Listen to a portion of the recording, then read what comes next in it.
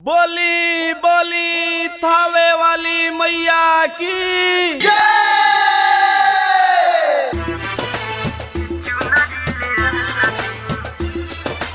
Presented by Sharma Music.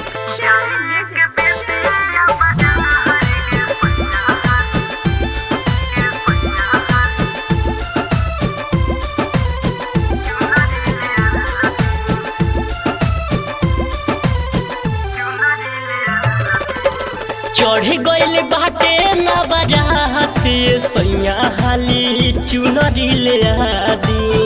चढ़ी गइल बाटे ना बारात सैया हाली चुनरी ले आदी।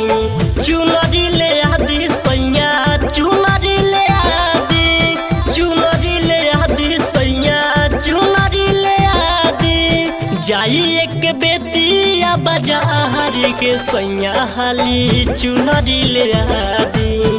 चढ़ी गइल बाटे ना बारात सैया हाली चुनरी ले आदी।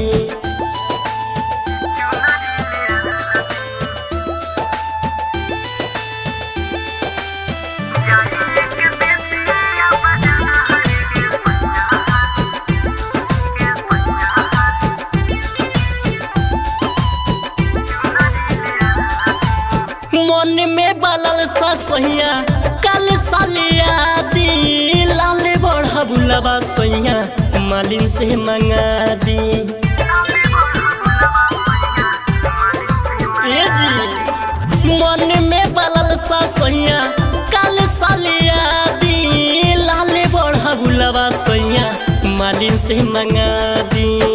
चहल के बाटे थावे धाम के सैया हाली चुनरी ले आदी। जाई एक बेतिया बाजार के सैया हाली चुनरी ले आदी।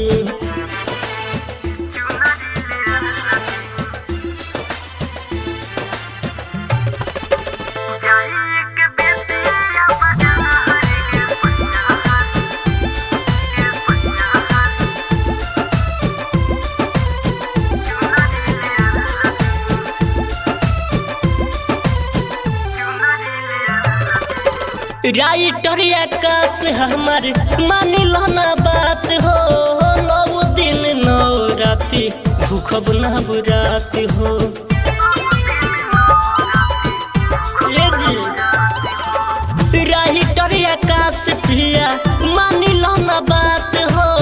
9 दिन रतिया हम भूखब ना बुरात हो। नया सलाम जय साथ के सैया हाली चुनरी ले आदी। जाई एक बेतिया बाजार के सैया हाली चुनरी ले आदी। Recording by Sharma digital recording studio Bettiah.